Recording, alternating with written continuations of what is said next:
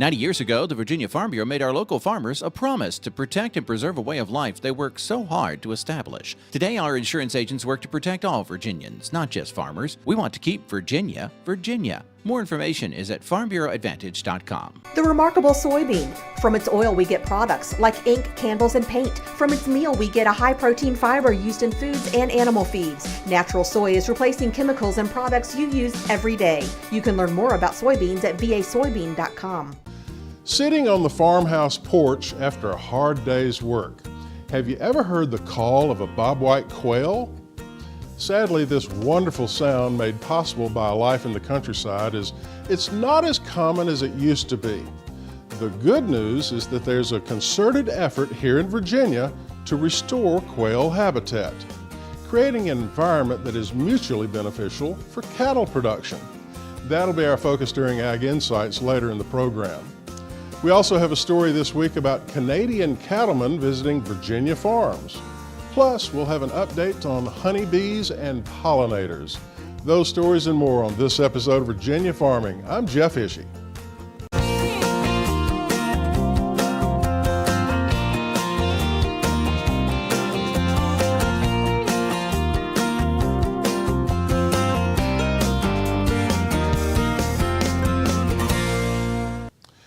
A group of Canadian cattle producers recently visited Virginia farms and cattle-related businesses.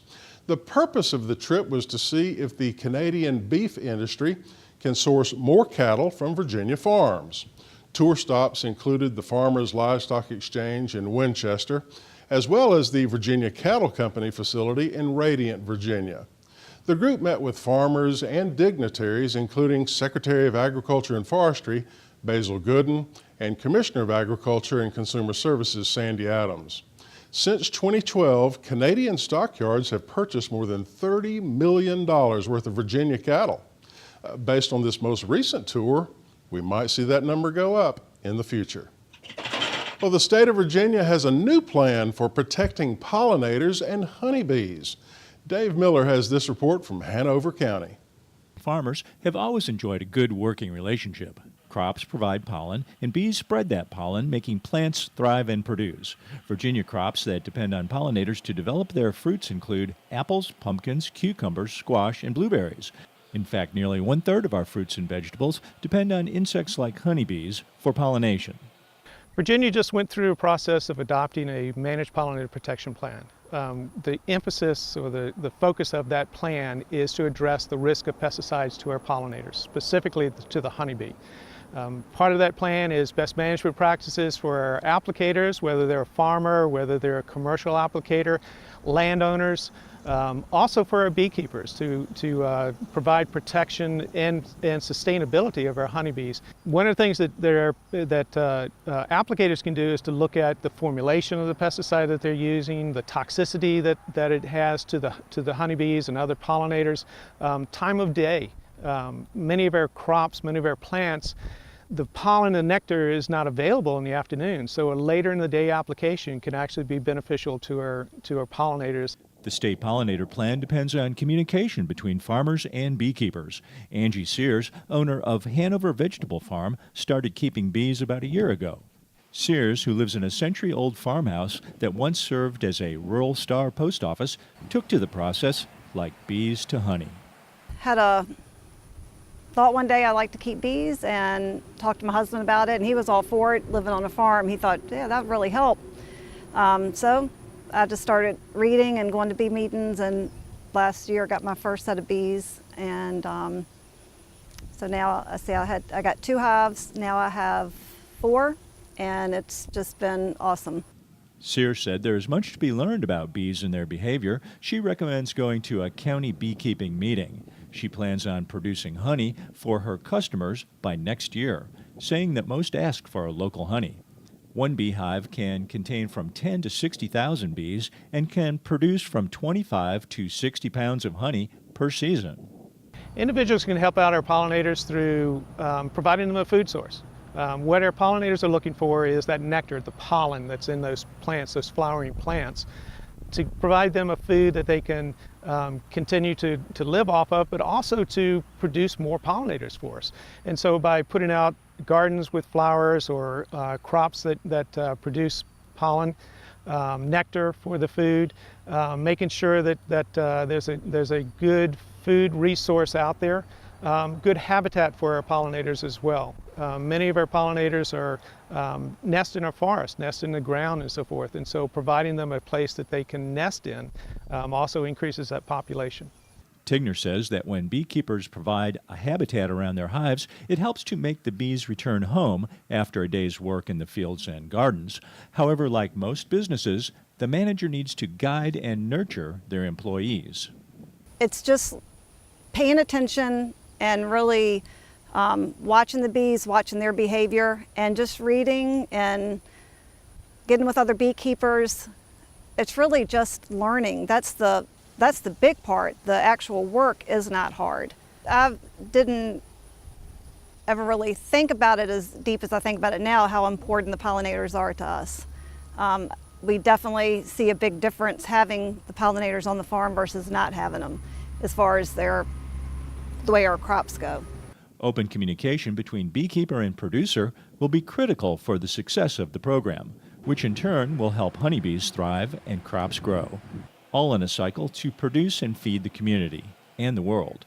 In Hanover County, this is Dave Miller. Thank you, Dave, for that report. Well, Virginia cattlemen know it's important to remember that win or fail, you need to maintain a can-do attitude. Bob Cervera has the story from the American Angus Association. When you're feeding cattle, it pays to remember why and who your ultimate customer is. That's advice from a veteran cattle feeder and businessman who heads up one of the most successful marketing cooperatives in the country.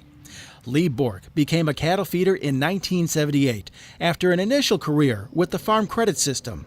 Feeding was attractive, but he learned to manage risk from the loan officer side. They were the folks that weren't afraid to try new things. They were taking more risk. They got more bumps, but they got more rewards at the same time. And one thing that I learned in being at production credit and on the financing side, I didn't learn so much what to do, but you could certainly see the mistakes that people made in the way that they looked at their business plan and not thinking far enough out in front as to what might happen to them. Not even the most cautious planners figured on 18% interest in the early 1980s, but Bork weathered that storm and later reflected it's possible to be too careful. You've got to have a few failures to learn what not to do again. To be really successful, you have to be able to make a decision when you have 65% of the information that is available of the 100% total information that's out there. If you wait till you get to 90%, all the good deals are gone because everybody else has made that decision. But that also means that occasionally you're going to fail and you're going to go backwards. But if you can make 7 or 8 deals out of 10 work, you're going to move ahead, and you're going to move ahead pretty good. One notable exception, where cattle producers cannot afford to fail, is in pleasing beef consumers. Somebody buys a steak from one of my animals and they go home and eat it. They're not going to bring that steak back like they do if they get a defect in a refrigerator or a tire or something else that they buy. They just don't come back and buy another steak for a while. Bork says the key to producing fail-proof beef is branding, backed by attributes consumers want. And the big change isn't so much that we're producing animals that taste better, that eat better, as much as it is that we're recognizing that we've got to produce what the consumer wants rather than producing what we want and saying, what will you give me for it? We know there's a premium market that's out there for cattle with certain attributes, and it has changed the way that we do business. Bork was named the 2017 Industry Achievement Award honoree by this year's Feeding Quality Forum Committee. He suggests beef producers should worry less about failing in their endless quest to earn more dollars from consumers. I'm Bob Cervera. And thank you, Bob, for that report. Well, Virginia farmers and landowners are being invited to learn more about restoring bobwhite quail habitat. That's our focus during Ag Insights, coming up next.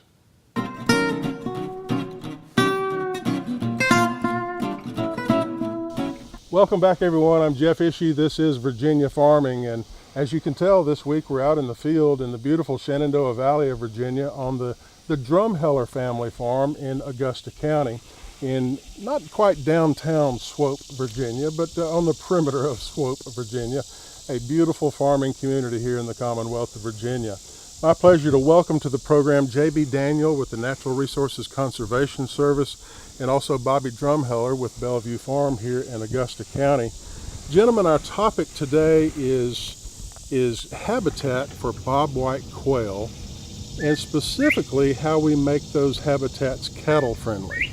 As you're both well aware, beef cattle production is probably one of the leading components of the agricultural economy here in Virginia.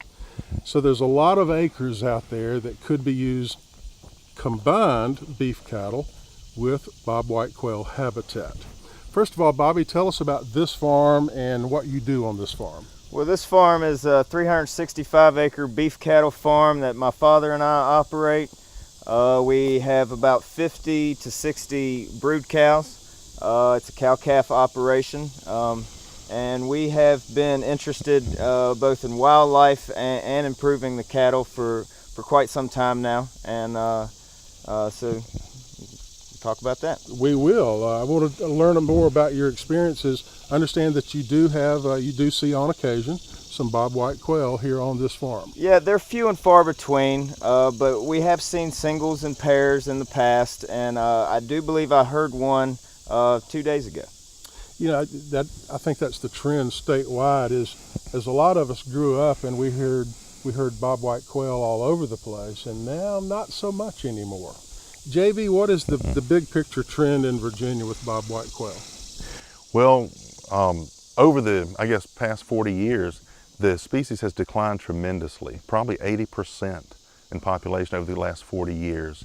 But there's renewed hope as far as establishing more habitat on farms. But instead of establishing it as so-called set-aside and taking it out of production, we're looking at farmers being able to establish it, fully utilize it for grazing their livestock, and having large acreages of these warm season perennials that are great for wildlife, but really good for the farmer in that summer production. I understand that this fall there's going to be some significant changes in this federal program and how it operates, and I want to talk about that. But first of all, look around and tell our viewers at home what you see on this farm that makes it conducive to bobwhite quail. Absolutely. Jeff, you see right here in front of us this large field of switchgrass. It's actually a mix of switchgrass and big blue stem, but these are bunch grasses that are higher in structure, okay? And there's alleyways or bare areas in between the bases of those plants for the ground nesting birds, those baby quail, to be able to run and seeds and insects. Off to the side of that, you see this, it's kind of a buffer between the field and the woods that the Drumhellers have used historically now for many years, just as wildlife cover for both pollinators and other wildlife species. That's good structure, some brush in there, blending the pasture field into that before you get to the standing forest. A person once described to me good bobwhite quail habitat is kind of like a patchwork quilt. You see a variety of ground covers, short grass, tall grass, your medium grasses, and then you have forest edge. What about fence lines? Do quail like fence lines and hedgerows? Absolutely, as far as hedgerows. And a lot of the fence lines we have on our farms in the state are somewhat grown up, whether it be honeysuckle and brush and vines. Those are great places or corridors for these quail to run through and seek cover and so forth. Those alongside of a field of these warm season native forages, it really enhances the overall habitat. Bobby, let's go a little bit more in depth on how you've integrated this bobwhite quail habitat into your cattle operation. I noticed driving into the farm today you do use rotational grazing. Yes, sir. Yes, so this is a 13-acre field, one of about 20 or so paddocks we have that we rotate in. This one is predominantly a native warm season grass, switchgrass and big blue stem. And so this grass grows in June, July, and August, when some of the other cool season grasses that are predominant here in the valley have kind of shut down due to drought and hot weather. So this is something that we're grazing this time of year, and cattle seem to really like it. It's a high quality grass that typically farmers don't have this time of year. What about hay ground? Can that be considered good habitat, either of you, when you're making hay? Do you have dedicated hay ground? We do not here. We will make some hay, much as possible, throughout the winter time by stockpiling grass through the winter time. But we do have somebody make hay on a few acres every year, and typically we'll rotate that around. As far as the wildlife habitat, your typical hay field in the valley doesn't give too much habitat. By the time you cut, or when you cut it, it's right in when ground nesting birds are nesting, and so sometimes you're destroying their nest when you're cutting hay. You can cut hay on native warm season grass, which will provide a better wildlife benefit. You would be cutting it later. Sometimes those ground nesting birds will have a chance to nest and have a successful brood by the time you are cutting it. So with a native warm season grass hay field, you can get some benefit for the wildlife as well. Now, of course, as I mentioned at the top of this segment, we're in the beautiful Shenandoah Valley in Augusta County, and this topography and geography is not typical for the Commonwealth of Virginia, certainly the western half of Virginia. But JB, talk about in other parts of the state. You mentioned some examples of how row crop producers and other livestock producers, they're using parts of their farm for quail habitat. Well, absolutely. We just did a series of educational programs the week before last, and we highlighted some of these producers who have established these native warm seasons 20 plus years ago, when it was brand new to the scene, so to speak. But they followed, back then it was Dr. Dale Wolf from Virginia Tech. He was working with some producers to get some of these on the ground, and they've been able to manage them with with livestock, just grazing them each year, and they're very successfully utilizing these forages to meet the feed needs during the summer, when a lot of their neighbors just on the cool season perennials have run out of forage. Specifically, Mr. Tim Willis down in Charlotte County, he's got 150 acres of switchgrass planted on some of his low ground fields down there. It's just tremendous watching the large herd of 300 cattle just walk out and graze that periodically throughout the heat of the day. When we were there last week, it was 2 o'clock, it was over 90 degrees. You could hear bobwhite quail whistling in the background. And that's a sound I hope that the next generation can enjoy also. Predators. Coming into this farm, I saw numerous red-tailed hawks, and I'm sure there's fox and there's other varmints that can cause serious damage to the population of bobwhite quail. Is there anything a farmer can do in that regard? Well, with these native warm seasons that I'm talking about, they tend to grow higher, off the ground, and the canopy of their leaf structure kind of closes in. So what it does, it gives a protective concealment from the quail that are underneath that, because it's not a thick carpet-like grass like fescue in these cool seasons. They're alleys for the birds to run underneath and get through, whether they're feeding, foraging, or hiding from predators, and those hawks can't see them to swoop down and pick them up. Amazing. Bobby, talking specifically to Virginia beef cattle producers and also lamb producers and other livestock, what would be your advice, how it's integrated into your farm? Sure, the native warm season grasses are warm season grasses, as the name states. So they're growing in the hottest times of the year, when typically your cool season grasses have shut down. So if you can add that warm season grass in, you can provide that high quality forage and still get the weight gain on your calves, on your stockers, whatever it may be, through the summertime, when a lot of farmers are experiencing slow weight gains through that time due to the hot weather. You know, they're not out grazing, they want to stand under shade. Fescue has an endophyte in it that has a toxic effect on cattle, and if you can get them off of fescue for a little while at least, and get them on a different forage species, that toxic effect does not show up as much in cattle as well. So, JB, once again, JB Daniel with the Natural Resources Conservation Service. You work out of which office? I work out of the state office technically. Oftentimes I'm in Farmville, one of our area offices, but I cover statewide. A lot of windshield time, I presume, covering Virginia farms and forest and pasture ground with this particular program. And I want to conclude talking more specifically about the program. You said there are some significant changes coming this fall. Tell us briefly about those changes and why farmers should act now rather than wait. Absolutely. It used to be with any wildlife program, when a farmer would apply and participate in that program to establish grasses like this for habitat, they would have to basically set those acres aside, take them out of production during the growing season of the forages to just be completely preserved for the wildlife. Well, we only got a fraction of the acreage on farms enrolled and established like that. There's a huge paradigm shift. We're kind of flipping that upside down to where this is going to be the working lands for wildlife program. So in Virginia, we're calling it the Northern Bobwhite and Working Grasslands. So now the farmer has the opportunity to establish lots of acres of these native grasses, but they don't have the restrictions anymore. They can graze them throughout the summer when they're really productive and nutritious. And so we're getting the double benefit to the wildlife, ground nesting birds, as well as the production to the farmer. So this is a farmer first program, and what we've seen out west is when you put the farmer first, you get a lot more adoption.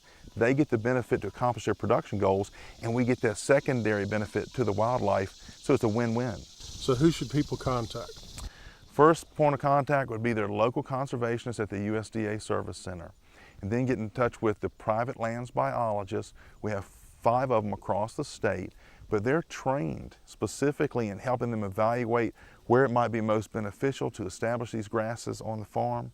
And working with the private lands biologists and the conservationists together, they can help develop a plan that meets their production goals and their wildlife habitat goals. Very important program. I think cattle producers, you certainly ought to take a look at this. Any livestock producers, if you have pasture ground, grazing ground, hay ground, open ground that could possibly be conducive to habitat for bobwhite quail, I think you ought to check it out. JB Daniel with the Natural Resources Conservation Service and Bobby Drumheller with Bellevue Farm here in beautiful Swope, Virginia. Back in just a moment.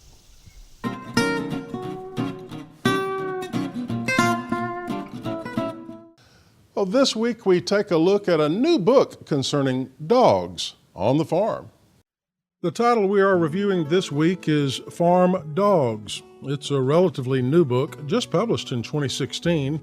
Farm Dogs is a comprehensive breed guide to 93 different guardian dogs, herding dogs, and other examples of working dogs that are often found on farms. From the table of contents all the way to the index, author Janet Donner helps us to gain a deeper understanding of our canine friends, especially those that may be used by farmers for specific purposes.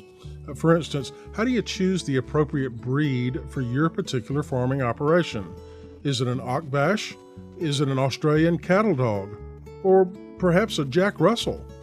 This book offers an in-depth guide to the behaviors and temperaments exhibited by certain breeds of dogs. The book is 352 pages, softbound, and was published by Story Publishing. It's available from numerous resources. Our pearl of wisdom this week comes from an old farmer who once told me to remember, Mother Nature always bats last. Boy, that pearl could be applied to so many situations on the farm, but it's absolutely true, and farmers know it. If you have a pearl of wisdom you'd like to share with us, you can do so through our website, virginiafarming.com. Remember that you can catch our show on demand anytime you like, whether it's from your soybean field or from your stand at the farmer's market. Just whip out your smartphone and bam, you've got Virginia Farming. It's on demand 24/7 at virginiafarming.com. That does it for our show this week. Have a great week, everyone. I'm Jeff Ishii for Virginia Farming. 90 years ago, the Virginia Farm Bureau made our local farmers a promise to protect and preserve a way of life they work so hard to establish. We want to keep Virginia, Virginia. Anyone can be a Farm Bureau member, and there's a local Farm Bureau in every county. More information is at vafarmbureau.org. Virginia soybean farmers are hard at work growing soybeans to produce products you use every day. Candles, soaps, even crayons can be made from soybeans. Remember, when you buy soy, you're helping to support American jobs, the economy, and our nation's energy security.